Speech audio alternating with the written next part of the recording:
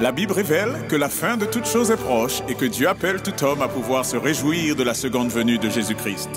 L'objectif de cette présentation est de vous préparer à être du nombre de ceux qui gardent les commandements de Dieu et le témoignage, la foi de Jésus-Christ. Avec Frère Chanson, nous sommes parlé de message troisième ange là. Mais message troisième ange là, nous joignons dans Apocalypse 14, verset 9 à 12, que m'a réinvité nous lire encore. Et il dit un troisième ange les suivit en disant d'une voix forte: si quelqu'un adore la bête et son image, et reçoit une marque sur son front ou sur sa main, il boira lui aussi du vin de la fureur de Dieu, versé sans mélange de la coupe de sa colère. Et il sera tourmenté dans le feu et dans le soufre devant les saints anges et devant l'agneau. Et la fumée de leur tourment monte au siècle des siècles. Et ils n'ont de repos ni jour ni nuit, ceux qui adorent la bête et son image, et quiconque reçoit la marque de son nom. C'est ici la persévérance des saints, qui gardent les commandements de Dieu et la foi de Jésus. Nous voyons que avertissement ça baille, mais il y a un groupe de monde que la Bible a relé des saints, qui a gardé les commandements de Dieu et qui a aussi gardé la foi de Jésus. Et avertissement baille à monde là, et dans Apocalypse 13, je nous retrouve là avec un frère Chanson. Je dit nous que toute la terre était en admiration derrière la bête et derrière l'image de la bête. Mais là, nous lisons Apocalypse 15, verset 2, nous avons un groupe de monde. Et que nous appelons, et je vis comme une mer de verre mêlée de feu, et ceux qui avaient vaincu la bête et son image, dans la version Auster-Valent ou même dans la version King James, il dit aussi, et la marque de la bête et le nombre de son nom. Nous avons un groupe de monde qui remporte la victoire sur bête là, sur image bête là, sur marque bête là et sur le nombre de son nom. Bon Dieu, voyez un message en 1888 pour que lui prépare le peuple, pour que lui capable de gagner victoire sur bête là et image li.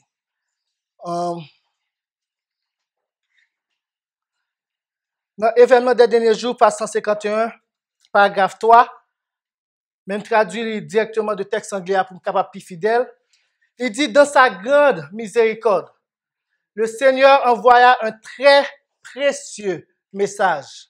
C'est un message qui est précieux. Et si on bagage qui est précieux, bon Dieu veut pour nous, l'état meilleur pour nous pour que nous tendions. Ce message devait présenter au monde d'une manière plus marquée le sublime Sauveur, le sacrifice pour les péchés du monde entier. Il présentait la justification par la foi dans le garant. Et ce qui garant nous, ce qui sûreté nous, c'est notre sublime Sauveur, le texte a dit, c'est Jésus-Christ. Il invitait les gens à recevoir la justice de Christ. Message ça que bon Dieu voyait en 1888 là. C'est un message qui t'a invité tout peuple, tout le monde qui t'a aimé gagner victoire sous bête là pour recevoir la justice de Christ. Justice ça qui se manifeste par l'obéissance à tous les commandements de Dieu. C'est pas une justice qui dit moi fin sauvé, moi qu'à vivre jamais voulu. C'est une justice qui amène nous à vivre dans la sanctification et dans l'obéissance à tous les commandements de Dieu. Premier, deuxième, troisième, quatrième, et spécialement quatrième parce que nous connaissons bête là et image bête là pour l'attaquer quatrième là. C'est sous lui il peut mettre en phase pour que lui capable faire peuple bon Dieu tomber. Alors que bon Dieu voulait un message pour nous recevoir la justice de Christ, pour que nous capables de manifester obéissance à tout commandement lié. Il continue, il dit, beaucoup avaient perdu Jésus de vue. Ils avaient besoin de diriger leurs yeux sur sa personne divine. Ça fait plus de 3 jours nous avons admiré la personne divine de Jésus-Christ en tant que Fils de Dieu, l'image expresse, l'empreinte même du Père. Sur ses mérites, sur son amour inaltérable pour la famille humaine. Tout pouvoir est placé entre ses mains et il peut dispenser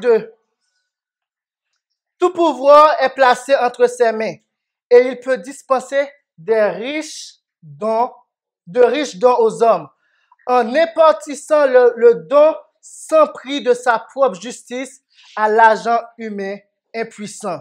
Nous impuissants pour nous capables d'obéir à commandement bon Dieu. Mais Jésus prêt pour lui impartir justice dans nous pour que nous capables de gagner force et pour que nous capables d'obéir. Elle continue et dit, tel est le message que Dieu ordonne de donner au monde. C'est le message du troisième ange. Est-ce que ça me va parler? Hein? Justification par la foi, c'est un bagage qui a pas juste pour protestants et ça les protestants prêcher? Non. Mais ça fait partie du message du troisième ange qui doit être proclamé d'une voix forte. Qui est le message premier ange, troisième ange et grand criant proclamé avec une voix forte. Message de justification par la foi, il est supposé proclamer aussi avec une voix forte et accompagné du déversement. Déversement, qui ça texte a dit? Abondant de son esprit. De quel esprit? De son esprit, de l'esprit de Dieu. Dans 1880, matériel de 1888, page 367, paragraphe 1, il dit, le message qui fut donné aux personnes lors de ces rencontres représentait en des lignes claires non seulement les commandements de Dieu, une partie du message du troisième ange, mais également la foi de Jésus, laquelle comprend plus ce qui est généralement supposé. Aussi, il serait bon pour le message du troisième ange d'être proclamé dans toutes ses parties. Non seulement commandement bon Dieu nous supposé proclamer, mais la foi de Jésus nous supposé proclamer, tous chers amis. Car le peuple a besoin de chaque iota et trait de lettre. Pour qui ça? Parce que chaque iota, si nous quittons un iota tombé, nous ne pouvons pas gagner victoire sous bête là. Nous ne pouvons pas gagner victoire sous image bête là. Nous ne pouvons pas gagner victoire sous marque bête là. Mais si nous prenons chaque iota, si nous apprécions, si nous étudions, si nous faisons en partie de nous-mêmes, nous sommes capables de gagner victoire. Si nous proclamons les commandements de Dieu et nous touchons à peine à l'autre moitié, le message est alors gâté entre nos mains.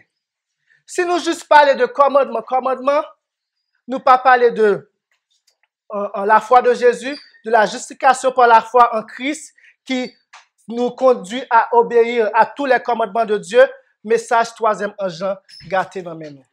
Parce que des fois, nous prêchons le message troisième ange, nous prêchons le commandement bon Dieu, qui ça moun yo gen, yo peur. Yo sorti, yo ouais difficulté en devant yo pas porte de sortie. Mais message ça, c'est porte de sortie, c'est façon pour yo jouer une victoire, pour yo pas de crainte encore. Les autant des messages troisième ange là. Le message de l'évangile de la grâce du Christ devrait être donné à l'Église en ligne claire et distincte. Avant, nous il dit au monde, mais il dit là aussi à l'Église. Ce n'est pas seulement le monde dans nous dit ça. Il y a des gens dans l'Église qui ont besoin. Pour que le monde ne puisse dire plus longtemps que les adventistes du 7e jour enseignent la loi. Est-ce que nous déjà recevons accusation ça déjà? Oh, l'adventiste ça c'est seulement la loi au prêcher. Mais message ça, bon Dieu bon nous pour que le monde n'a pas dit ça de nous encore. Mais ne sait pas Christ ni ne croit en lui. Est-ce que nous pas prêcher Christ dans toute sa plénitude pendant campagne ça, pendant séminaire ça? Et nous pourrons continuer à faire ça. L'efficacité du sang du Christ devait être présentée au peuple avec fraîcheur et puissance, afin que leur foi puisse saisir de ses mérites. Chers frères, c'est ça que chers frères et sœurs, c'est ça que je vais essayer de présenter nous à soir. Dans Romains 7, verset 10. Et en pile dans référence que ma bayo, je prends une version Osterval Bible.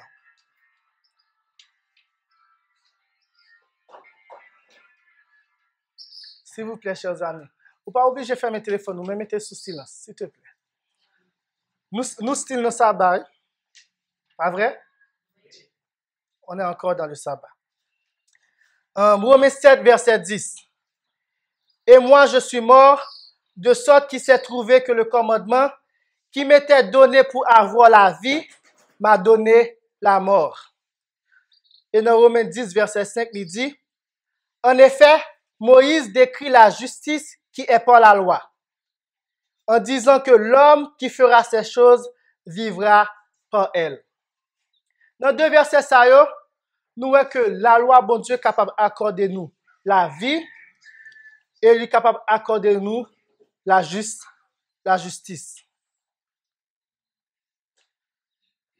Mais pour que la loi soit capable d'accorder nous et gratifier nous deux bagages, il faut que nous ne pas jamais transgresser. Il faut nous respecter la loi ou les 10 commandements pour que nous ne pas recevoir condamnation qui gagne dans la loi. Donc, si moun sa fait ça, il a continué à vivre abondamment et il a continué à vivre dans la justice. Quand il y a une question pour nous, dans deux versets que nous sommes là, est-ce que les gens qui j'aime obéir à toute la loi? Est-ce que les gens peuvent peut-être parler depuis Adam jusqu'à aujourd'hui, excepté Jésus-Christ, qui a dit que lui obéit à tous 10 commandements de Dieu? Est-ce que les gens qui sont capables de dire que lui est capable d'obtenir la justice qui est par la loi? Non. Mais, puisque nous admettons que pas de gens qui sont capables de dire ça, et la Bible claire dit que tous ont péché. Tous ont péché, tous ont transgressé la loi de Dieu. C'est la seule définition que la Bible a de péché. Dans 1 Jean 3, verset 4, le péché est la transgression de la loi. Donc, la Bible dit que tous ont péché, il signifie que tous ont transgressé la loi. Pas même un juste, pas même un seul fidèle observateur de 10 commandements de Dieu.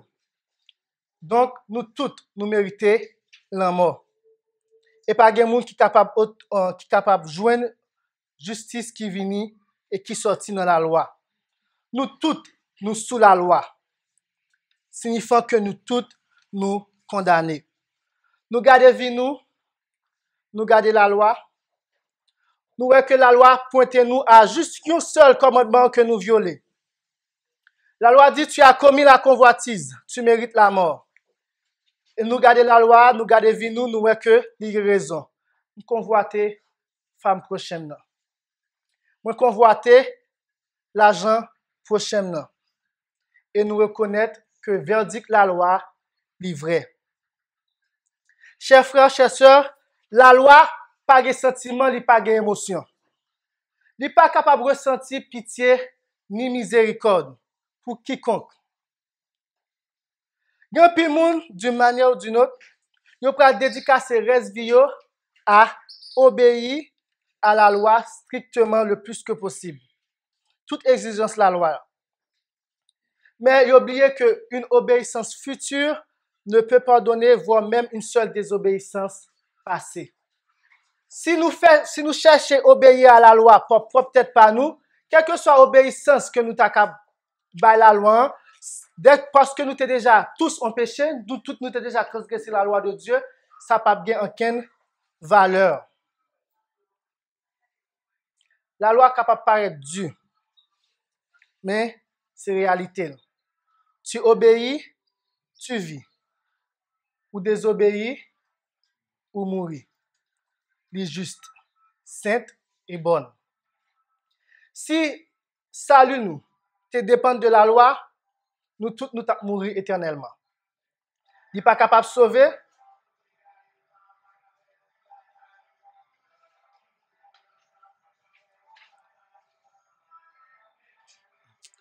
On va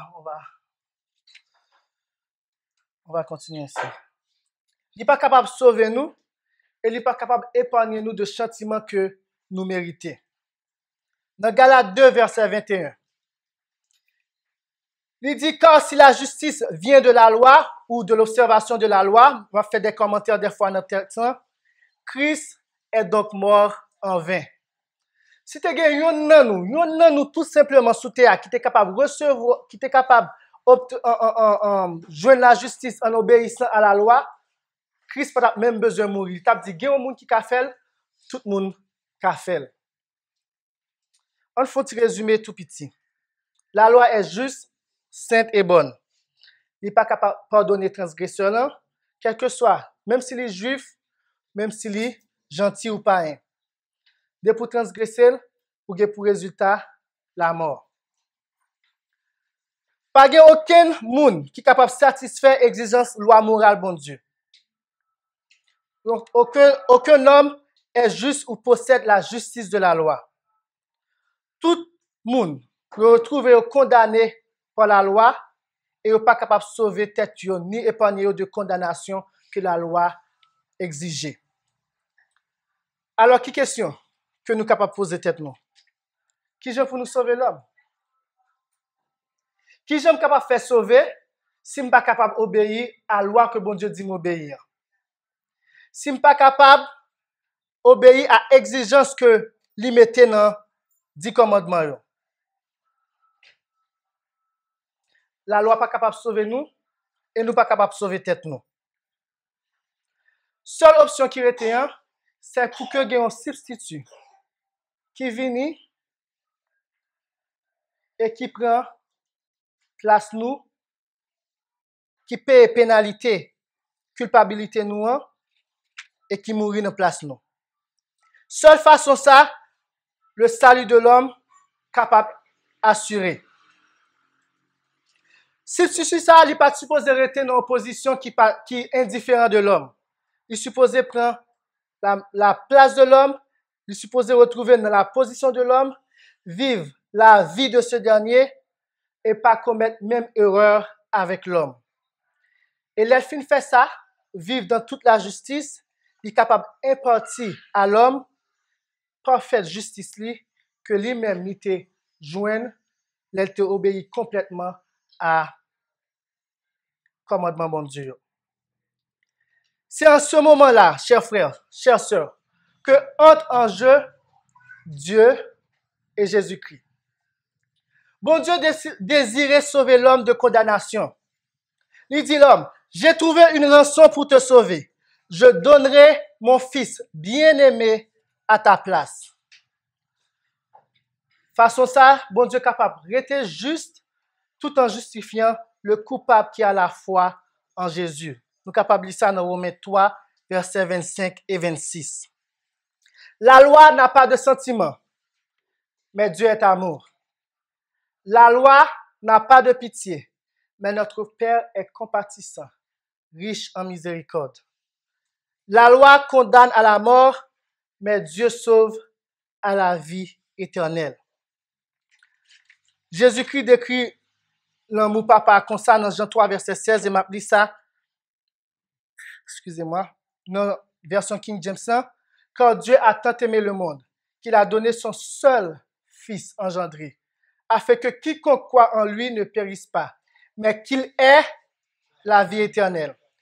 Verset 17, car Dieu n'a pas envoyé son Fils dans le monde pour condamner le monde, mais afin que par lui, le monde puisse être sauvé. Ça que la loi n'a pas accordé nous, non parce que la loi pas de vle, mais parce que la loi pas capable. La loi pas de volonté. Bon Dieu ben nous gratuitement en Jésus, son Fils.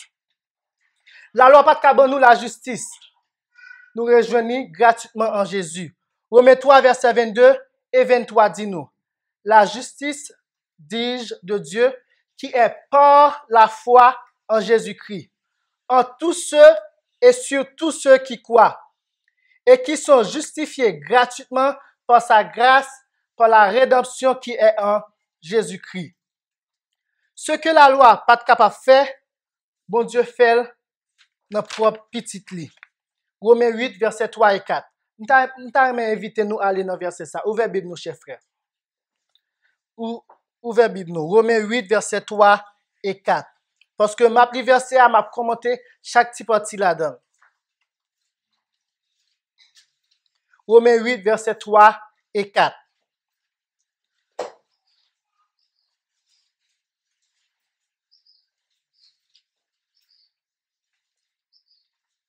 Car ce qui était impossible à la loi, c'est-à-dire nous libérer de sa condamnation de mort et du péché, à cause qu'elle était faible de la chair, la loi était puissante pour sauver cette chair pécheresse.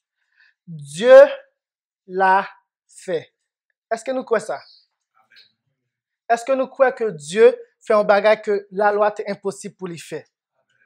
Mais qui Jean bon Dieu fait ça? Verset à continue, il dit, Dieu l'a fait en envoyant son propre fils.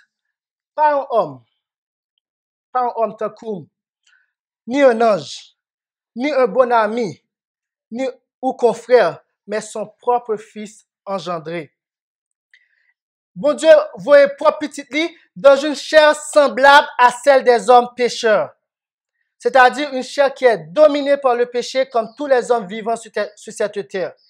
Et pour le péché, c'est-à-dire pour l'anéantissement du péché, il a condamné le péché. C'est quoi le péché? Nous changeons? Le péché est la transgression de la loi. Il a condamné la transgression de la loi dans la chair. Afin que la justice de la loi, c'est-à-dire l'obéissance complète, sans aucune trace de transgression, fut accomplie en nous, devient notre réalité. Nous changeons dans le premier verset, nous télions, dans la loi, nous sommes capables d'obtenir la justice par la loi. Mais verset dit nous ça, justice ça que nous sommes capables d'obtenir par la loi, bon Dieu ben nous lit à travers petite lit. Qui marchons non selon la chair, les désirs et les convoitises charnelles, mais selon l'esprit de son Fils. La loi pas de cabane nous la vie, bon Dieu ben nous éternellement en Jésus-Christ. 1 Jean 5, verset 11 et 12. Et voici quel est ce témoignage. C'est que Dieu nous a donné la vie éternelle. La loi pas de faire ça. Et cette vie, qui côté li mettez-le? Et où? Qui ça texte a dit? 1 Jean 5, verset 11 à 12. Frère, s'il vous plaît, allez avec, pas juste quoi. Et si me dit l'autre bagaille? 1 Jean 5, verset 11 et 12. Et cette vie est dans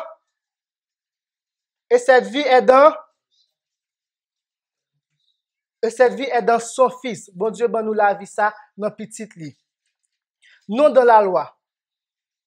Qui a le Fils a la vie. Qui n'a point le Fils de Dieu n'a point la vie. Est-ce que nous, pour qui ça nous mettez toute importance, nous essayer de faire nous comprendre le Fils de Dieu? Si vous n'avez pas le Fils de Dieu, chers frères, 1 Jean 5, versets 11 et 12. Si vous n'avez pas le Fils de Dieu, chers frères et sœurs, vous n'avez point la vie. Jésus dit nous-mêmes dans Jean 14, verset 6, je suis le chemin, la vérité et la vie. Et dans 1 Corinthiens 1, verset 30, il est aussi la justice de Dieu.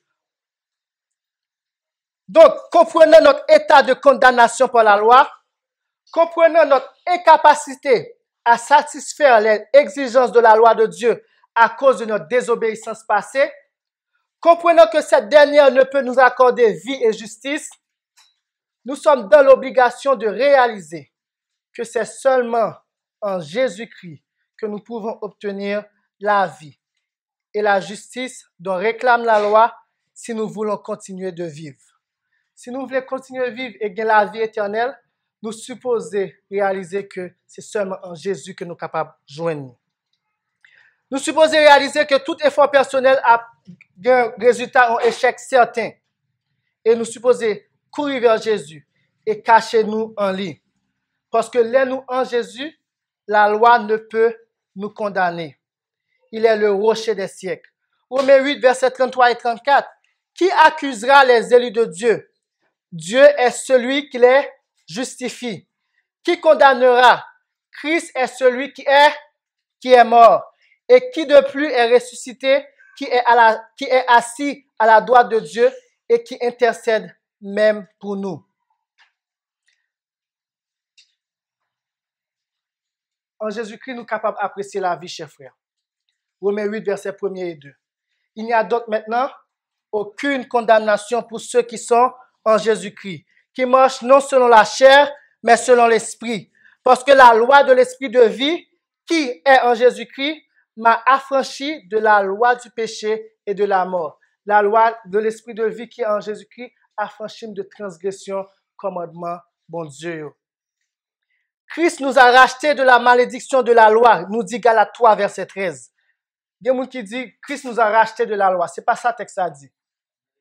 Christ nous a rachetés de la malédiction de la loi. Ayant été fait malédiction pour nous. Quand il est écrit, maudit est quiconque est pendu au bois. La justice de Dieu en Jésus-Christ, nous sommes capables de venir seulement par la foi et non par les œuvres. Donc, qu'au faible, qu'au fort, nous sommes capables de recevoir. Que son petit monde, que son grand monde, nous sommes capables de recevoir. Nous n'avons pas besoin ni l'or, ni l'argent pour que lui ou acheter. Il est disponible aux riches comme aux pauvres. Et ça fait que personne n'est pas capable de battre l'estomac pour dire que il est sauvé, pas peut-être pas eux. Nous concluons donc que l'homme est justifié par la foi sans les œuvres de la loi. Romains 3, verset 27. Donc maintenant, avec cette compréhension claire et biblique de la loi de Dieu et de sa justice, on doit se poser cette question. L'observation de la loi, est-il encore nécessaire? Et dans quel but? Est-ce que c'est pour que nous capables de joindre la justice de Dieu? Non. Paul nous dit dans Romains 3, verset 30, anéantissons-nous donc la loi par la foi? Dieu nous en garde. Loin de là. Au contraire, nous établissons, nous confirmons la loi. Contrairement à la croyance populaire que nous joignons dans plusieurs églises, la mort de Jésus n'a pas aboli la loi, mais de préférence l'a confirmée, l'a établie. Elle démontre que les prérogatives de la loi sont justes et que la loi de Dieu est spirituelle et immuable. Si la loi, bon Dieu, était capable d'abolir, même pour juste faire grâce à un pécheur, Jésus n'a pas besoin de mourir. La mort du Fils de Dieu serait inutile. Mais Jésus-Christ mourit parce que les exigences de la loi doivent être satisfaites. On nous lit encore dans Romains 6, verset 1 à 2. Nous parlons dans le texte, chers frères et sœurs, à soir. Romains 6, verset 1 à 2. Et pas quoi? Pas jamais quoi un prédicateur qui campe devant. Ouvrez Bible nous. Que dirons-nous donc? Demeurons-nous dans le péché afin que la grâce abonde? Loin de là, Dieu nous en garde. Quand nous qui sommes morts au péché, comment y vivrions-nous encore? Sous mourir, elles sont capables de vivre toujours. Quoi donc? Pécherons-nous parce que nous sommes point sous la loi, mais sous la grâce? Loin de là, Dieu nous en garde. Jésus-Christ nous a rachetés de la transgression de la loi pour que nous puissions marcher en nouveauté de vie, mais non pour continuer à pécher. C'est-à-dire non pour continuer à transgresser la loi de son Père. Mais évitez de nous faire exercice ça. Chaque fois que nous péchons dans la Bible, remplacer par définition que la Bible a. N'a pas d'importance qui j'ai pour nous continuer à obéir à commandement bon Dieu. Nous qui disons avoir accepté le baptême qui signifie que ancienne vie ça que nous avons mené en désobéissance à la loi de Dieu, vie ça lui mourir, et que nous sommes devenus une nouvelle créature en Jésus-Christ, comment allons-nous vivre encore dans la transgression de la loi de Dieu? Car celui qui est mort, nous dit Romains 6, verset 7, est affranchi du péché. Si nous reconnaissons que nous mourons en Jésus-Christ, nous devrions aussi reconnaître que nous pas esclaves, transgression la loi, bon Dieu encore. Nous devrions reconnaître qu'obéir à la loi de Dieu n'est guère un moyen d'obtenir la justice de Dieu. Parce que nous voyons que c'est seulement en Jésus-Christ que nous sommes capables de joindre. mais un signe que nous sommes, si nous obéissons, c'est juste un signe que nous sommes affranchis de sa condamnation, de la condamnation de la loi, puisque nous sommes libres de sa transgression. Nous libres pour nous pas, à cause de Jésus-Christ qui vit en nous, nous libres pour nous pas continuer à transgresser la loi, bon Dieu. On allait dans Romains 6, nous allons lire verset 11 à 14. On allons lire verset 16 à 18, 20 à 22. Et puis, on allons lire Romains 7, verset 6. On allons lire en continuité, ok? Vous aussi, mettez-vous bien dans l'esprit que vous êtes morts au péché, que vous êtes morts à la transgression de la loi. Chaque fois que nous avons péché, nous avons remplacé. Que vous êtes morts à la transgression de la loi et que vous vivez à Dieu en Jésus-Christ notre Seigneur. Que le péché, que la transgression de la loi ne règne donc point dans votre corps mortel pour lui obéir en ses convoitises. Et ne livrez point vos membres au péché, c'est-à-dire ne livrez point vos membres à la transgression de la loi pour servir d'instruments d'iniquité. Mais donnez-vous à Dieu comme étant devenus vivants, de mort que vous étiez, et consacrez vos membres, mains, pieds, tête, tout corps, nous, chers amis, pour être des instruments de justice, c'est-à-dire des instruments d'obéissance. Car le péché ou la transgression de la loi n'aura point de domination sur vous, parce que vous n'êtes point sous la loi, c'est-à-dire vous n'êtes point sous la condamnation de la loi. Ok? Ça ne veut pas dire parce que vous êtes moins sous le, pour nous pas supposer obéir à la loi encore, non? Non. Vous n'êtes point sous la condamnation de la loi. Nous, pour ça, Jésus est venu sauver nous.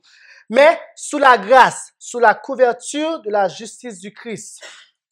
Ne savez-vous pas bien que quand vous vous rendez esclave de quelqu'un pour lui obéir, vous êtes esclave de celui à qui vous obéissez, soit du péché, soit de la transgression de la loi pour la mort, soit de l'obéissance pour la justice.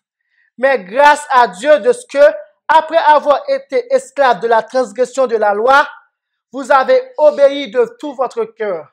Amen, chers frères. En vous conformant à la doctrine qui vous avait été donnée pour règle.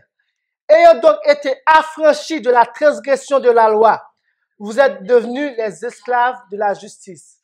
Vous êtes devenus les esclaves de l'obéissance. Nous sommes esclaves péché, bon Dieu veut faire nous venir esclaves obéissance. Nous sommes esclaves transgression de la loi, bon Dieu veut faire nous venir esclaves en obéissance loi. Et nous parlons qui bon Dieu a fait ça. Car lorsque vous étiez esclaves de la transgression de la loi, vous étiez libres à l'égard de la justice, désobéissant à la loi de Dieu. Quel fruit tiriez-vous donc alors des choses dont vous avez honte présentement, quand leur fin est la mort? Mais ayant été maintenant affranchis de la transgression de la loi et étant devenus esclaves de Dieu pour obéir non au péché, mais à sa loi, à la loi de Dieu, vous avez pour votre fruit la sanctification. Mais côté bon Dieu,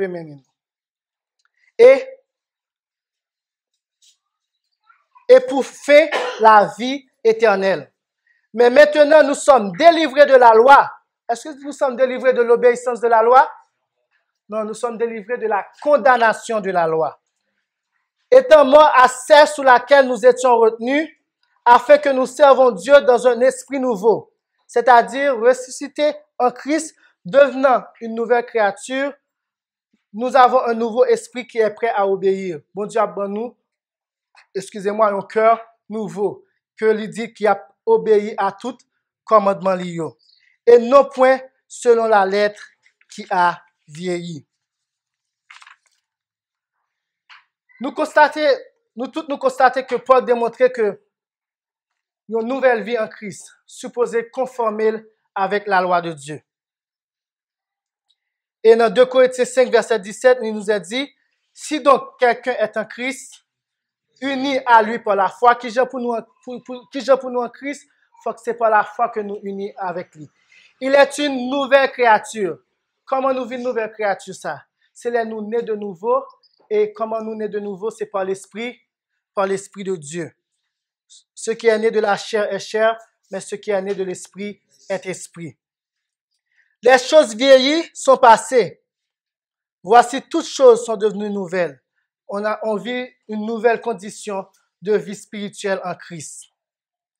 Paul dit nous que la vie chrétienne qui naît de nouveau, c'est une vie, c'est Christ. Vie ça, c'est parce que Jésus-Christ a vécu dans lui-même. Galates 2, verset 20. Je suis crucifié, c'est-à-dire je suis mort avec Christ. Et vis non plus moi-même, mais Christ vit en moi, par son esprit. On allait dans Galates 4, verset 4. Galates 4, verset 4. 1 Corinthiens, 2 Corinthiens, Galates. On nous on bagaille. Mais Christ, dans Galates 2, verset 20, il dit Christ vit en moi. Et puis regardez qui Galates 4, verset 4 dit nous. Désolé, Galates 4, verset 6. Et parce que vous êtes fils, Dieu a envoyé dans nos cœurs l'esprit de son fils, lequel crie Abba, Père. Qui l'esprit, bon Dieu, voyez? L'esprit petit li. Galates 4, verset 6. Si je vis encore dans ce corps mortel, je vis dans la foi au Fils de Dieu qui m'a aimé et qui s'est donné soi-même pour moi. Quand on me pose une question, la vie de Jésus-Christ, est-on la vie de désobéissance ou bien la vie d'obéissance?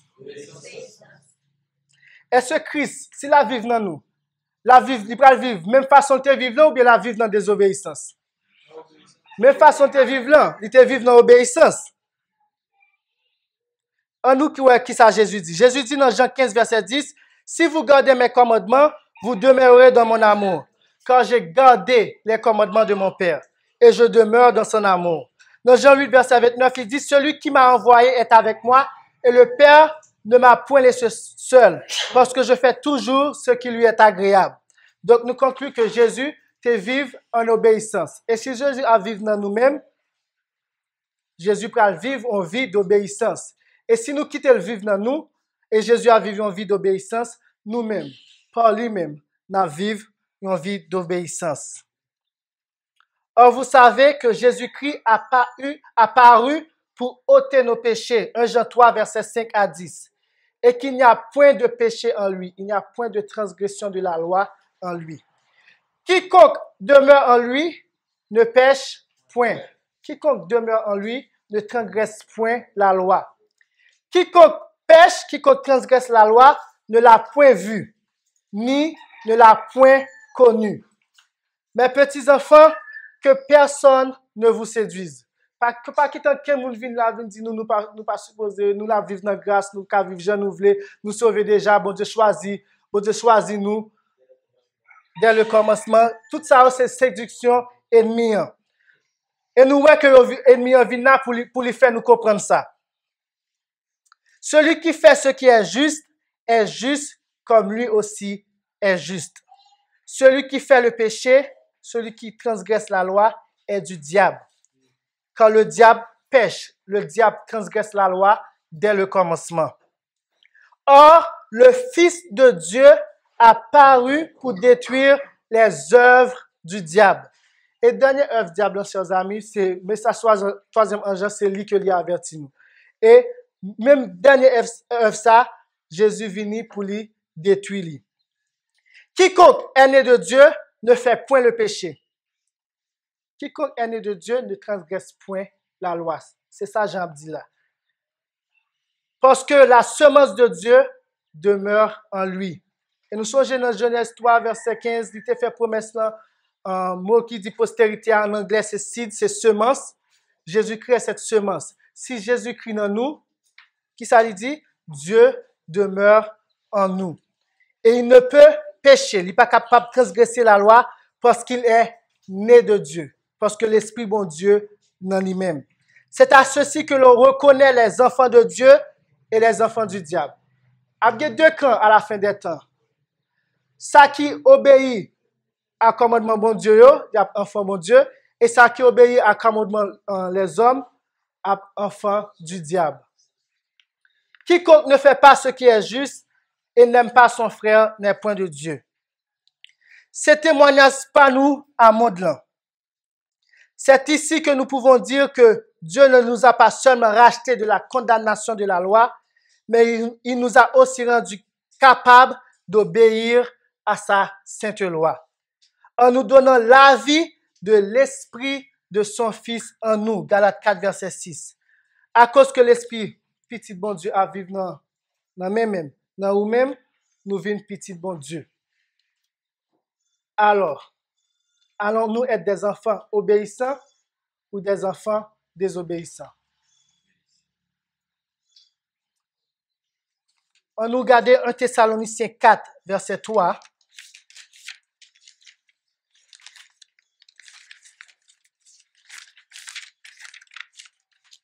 Un Thessaloniciens 4, verset 3.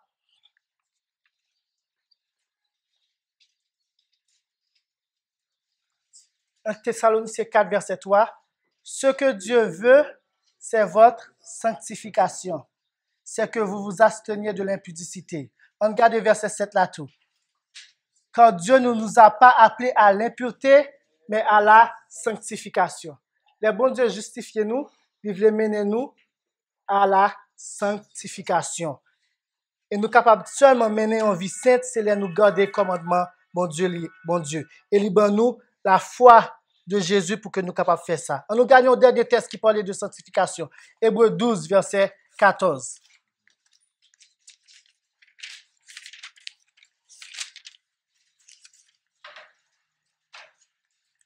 Il dit, recherchez la paix avec tous et la sanctification, sans laquelle personne ne verra le Seigneur. Après, message 3e ange, qui est-ce que nous voyons cap descendre? Nous voyons Jésus cap descendre, qui chita, nous voyons l'agneau qui gagne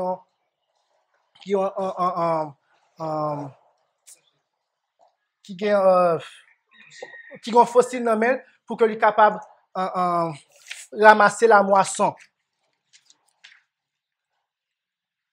Mais si nous pas chercher sanctification, chers frères et sœurs, si Jésus vient après message en fin de bail, nous prenons la marque de la bête. Et parce que bon Dieu pas veut nous prendre la marque de la bête, ça, il voyait message ça en 1888. Il veut faire nous comprendre que si nous acceptons la justice de Christ par la foi, nous sommes capables d'obéir à tout commandement. Et message 3e en Jean fini, il dit, c'est ici qu'est la patience ou la persévérance des saints. C'est ici que sont ceux qui gardent les commandements de Dieu et la foi de Jésus. Nous remercions le Seigneur de tout notre cœur, que nous ayons une lumière précieuse à présenter au peuple. Et nous nous réjouissons que nous ayons un message pour ce temps-ci, qui constitue la vérité présente. La nouvelle que Christ est notre justice a été une cause de soulagement pour beaucoup d'âmes. En cause de les messages ça regardez date là 1889. Les messages a commencé en 1888, grand pile âme. Juste un petit contexte historique. En 1888, aux États-Unis, tu commencé à gagner un nom de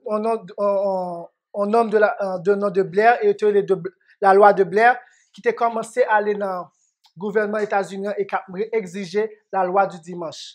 Et il y a un pionnier New York, E.T. Jones, qui était un message 188 là, c'est un monde que bon Dieu t'a utilisé pour que te représenté peuple dans le gouvernement devant le gouvernement américain.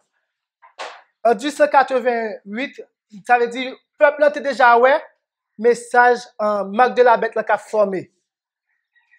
Peuple là en marque de la bête la formé, yo senti yo pas prêt.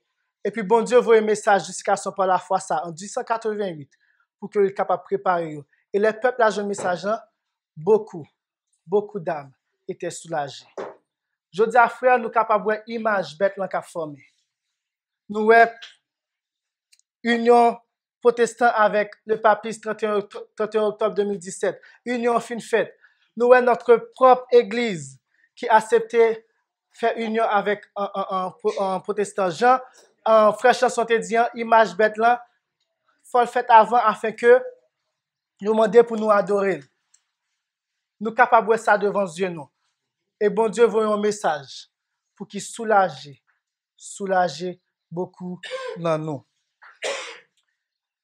Dans Romains 8, il te dit que bon Dieu fait, Dieu l'a fait en envoyant son propre fils. Et si nous croyons ça, bon Dieu a fait ça dans nous aujourd'hui. Si nous quittons Jésus-Christ, vive dans nous. Si nous quittons l'esprit de Christ, vive dans nous. Nous avons obtenu, nous avons joint la justice du Christ qui s'obtient par la foi et la foi seule en Jésus-Christ. Merci d'avoir écouté cette présentation avec intérêt. Pour plus d'informations, consultez notre site internet lereste.org et suivez-nous sur Facebook ainsi que sur YouTube à @lereste. Vous pouvez aussi nous contacter par email à info@lereste.org ou par téléphone au +33 6 12 60 13 69.